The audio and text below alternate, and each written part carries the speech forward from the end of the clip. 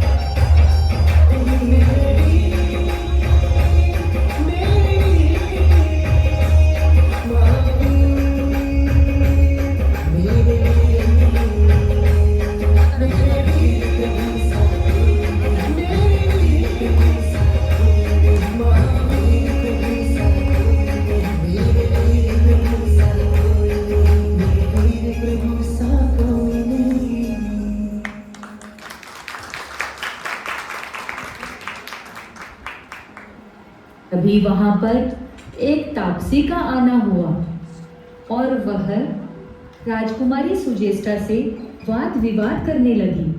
तापसी ने कहा, शरीर शुद्धि ही विशेष धर्म है। राजकुमारियों और रानियों को तो इसी धर्म का पालन करना चाहिए। तुम ये क्या भक्ति भजन और जैन धर्म का गुणगान करती हो? जिन धर्म पर सच्ची श्रद्धा रखने वाली राजकुमारी सुजेष्ठा ने इसका खंडन किया और बड़ी शालीनता के साथ भगवान महावीर के शुद्ध सत्य सिद्धांतों की प्ररूपना की। सबने सुजेष्ठा की बातों का समर्थन किया। तापसी ने अपने आप को अपमानित महसूस किया। वह द्वेषाग्नि से जलने लगी। राजकुमारी को कैसे नीचा दिखाया जाए, इस पर विचार करने लगी। उसने एक उपाय लगाया कि अगर राजकुमारी की शादी जैन मतानुयायी राजा से न होकर किसी अन्य धर्म को मानने वाले राजा से हो जाए तो ही उसके जैनत्व की परीक्षा होगी। तब देखूंगी वो कैसे जैन धर्म के सिद्धांतों का पालन कर सकेगी। तापसी ने अपने निश्चय को आकार देने के लिए वस्त्र खंड पर सुजेष्टा का सुंदर चित्र तैयार किया और उसमें मन को लुभाने वाले रंगों से उस चित्र को सजाया। चित्र देखकर वह संतुष्ट एवं प्रसन्न हो गई और सीधा राजगृही नगरी में पहुंची राजा श्रेणिक के पास। राजा को प्रणाम किया और वार्तालाप करते करते चित्र निकालकर खोल कर रख दिया। सुजेष्टा रानी बड़ी निराली, रंभा के जैसी नारी हुई है, अतीव सुंदर अति मनोरम, उसके शरीर की कांति हुई है, सुंदर संस्कारों से सिंचित, सुंदर संस्कारों से सिंचित, अलौकिक सौंदर्य धार रही है, जो इसका वर्ण करेगा वो होगा बड़ भाग्यशाली, जो इसका वर्ण करेगा वो होगा बड़ भाग्यशाली। आतुर नेत्रों से चित्र निहारते निहारते राजा श्रेणिक ने हजारों सपने बुन लिए। सेवक को बुलाया, स्वयं अपने हाथों से परिणय प्रस्ताव लिखकर तुरंत ही उसको राजा चेटक तक पहुंचाने का आग्रह किया। राजा चेटक ने परिणय प्रस्ताव देखा पर उसे मानने से सर्वथा मना कर दिया।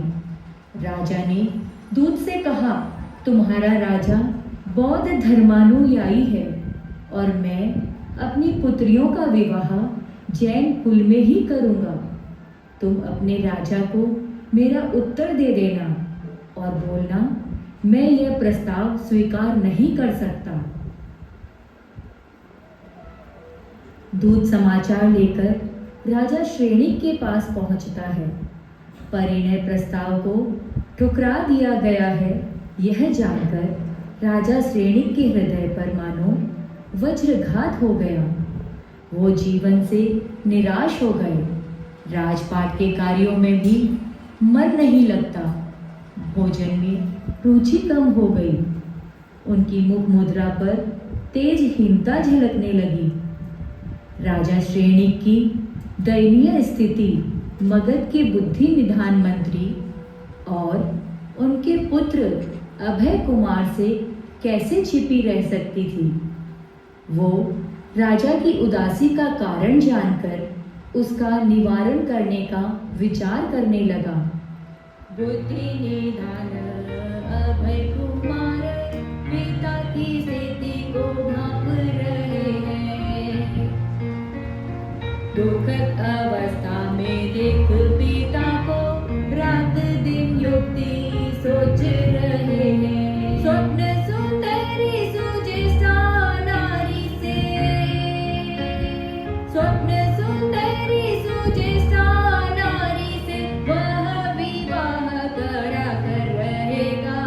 ये आश्वासन सुनकर श्रेणिक के मन में आशा बढ़ने लगी है।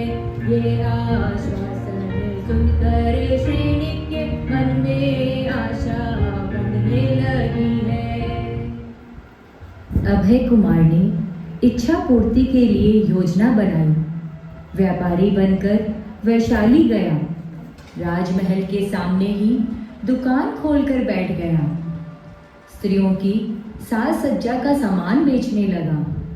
स्त्रियां धीरे धीरे सामान खरीदने आने लगी। अभय कुमार राजा श्रेणिक के रूप गुण, शौर्य प्रताप, सम्मान प्रतिष्ठा के किस्से सबको सुनाने लगा। धीरे धीरे राजा श्रेणिक की गौरव गाथा राजकुमारी सुजेष्टा के कानों में भी पड़ने लगी और उसके मन में अनुराग पैदा हो गया। एक दिन बड़ी चतुराई के साथ अभय कुमार ने राजकुमारी सुजेष्टा की एक सखी को राजा श्रेणिक का चित्र देते हुए कहा, राजा श्रेणिक बड़े निराले कामदेव सा रूप लिए है, अति सुंदर अति मनोरम उनके शरीर की कांति हुई है, सुंदर संस्कारों से सिंचित, सुंदर संस्कारों से सिंचित अलौकिक सौंदर्य धार रहे हैं, जो इनका वरण करेगा कन्या होगी भाग्यशाली, जो इनका वरण करेगी कन्या होगी भाग्यशाली। सखी ने अभय कुमार की बातों को ध्यान से सुना। राजा श्रेणिक का चित्र महल में ले जाकर राजकुमारी को दिखाया। बोली सुजेष्टा चित्र देखकर राजा श्रेणिक पर मोहित हो गई। मन ही मन निश्चय किया कि मैं विवाह करूंगी तो इनसे ही करूंगी। उसने अभय कुमार को संदेशा भिजवाया कि तुम अपने राजा से मेरा विवाह करवाने का प्रस्ताव भेजो। राजकुमारी भी रात दिन राजा श्रेणिक से विवाह की चिंता में घुलने लगी। उसकी चिंता उसके मुखमंडल से झलकने लगी। छोटी बहन चेलना के बार बार पूछने पर वो इस प्रसंग को और छिपा नहीं पाई और चित्र दिखाते हुए सारी बात बता दी। चित्र देखकर चेलना भी मुग्ध हो गई। बहन से बिछुड़ने के डर से दुखी हो गई और बोली, बहन मैं आपसे दूर रहकर कैसे जीऊंगी? बचपन से आपका मेरा हर चीज में साथ रहा है। क्या मैं आपके साथ राजगृही नहीं चल सकती? बहन आप मुझे भी साथ ले चलना। दोनों बहनों ने निश्चय किया फिर दोनों सदाई संग रहेंगी। श्रेणिक राजा के घर जाकर भी एक दूजे के साथ रहेंगी। साचर्य का आनंद ही आनंद, साचर्य का आनंद ही आनंद रहेगा अपने जीवन भर में। एक दूजे से बिछड़ कर रहना सहन नहीं होगा हमसे। एक दूजे से बिछड़ कर रहना सहन नहीं होगा हमसे। अभय कुमार सुजेष्टा देवी के मन की बात जान गए थे और वो ये भी जानते थे कि राजा चेटक इसके लिए कभी भी तैयार नहीं होंगे। उन्होंने योजना बनाई और राजमहल से लेकर मगध की सीमा तक सुरंग खुदवाई। अंततः वह निश्चित दिन और समय भी आ पहुंचा। दोनों बहनें गुप्त गुफा के रास्ते पर राजा श्रेणिक की प्रतीक्षा करने लगी। अचानक राजकुमारी सुजेष्टा को याद आया कि उसके प्रिय आभूषणों की पेटी तो कमरे में ही छूट गई है। उसने चेलना को समझाकर वहीं खड़ा रहने को कहा और आभूषणों की पेटी लाने वह खुद चली गई। इतने में अश्वारूढ़ राजा श्रेणिक वहां आ पहुंचे।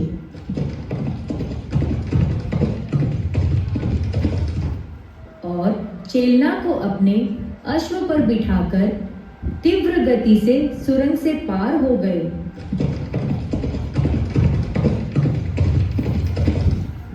वैशाली के सैनिकों के द्वारा पीछा करने पर दोनों ने एक पल भी पीछे मुड़कर नहीं देखा। इस घटना से राजकुमारी सुजेष्टा के हृदय पर गहरा आघात हुआ। मैंने अपने स्वार्थ के लिए अपने कुटुंबीजनों के बारे में भी नहीं सोचा। धिक्कार है इस विषय सुख को। कुछ भी शाश्वत नहीं है, आयु भी क्षण भंगुर है। वह दिन रात उदास रहने लगी। पिता ने उसके अकेलेपन को दूर करने के लिए राजकुमारी का विवाह करवाने का निश्चय किया। पिता के लाख समझाने पर भी राजकुमारी सुजेष्टा विवाह के लिए नहीं मानी और उनको संसार की असारता के बारे में बताकर दीक्षा अंगीकार करने की अनुमति मांगी।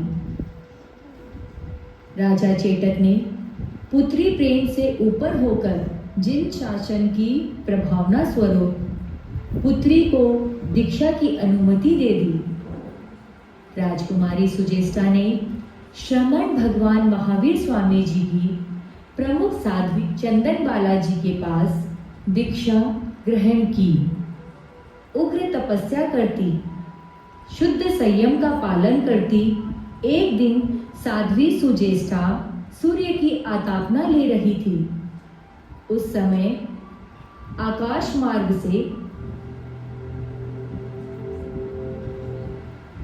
पेढ़ाल नाम के विद्याधर ने सती को देखा।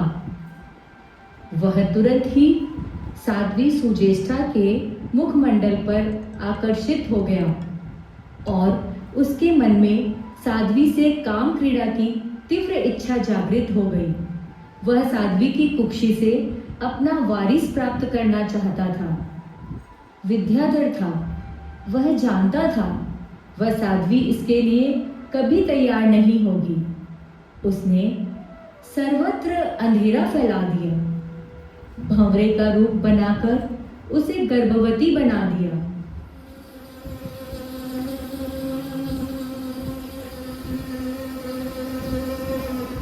गर्भ में जीव समय पाकर बढ़ने लगा। साध्वी के मन में संदेह पैदा हो गया।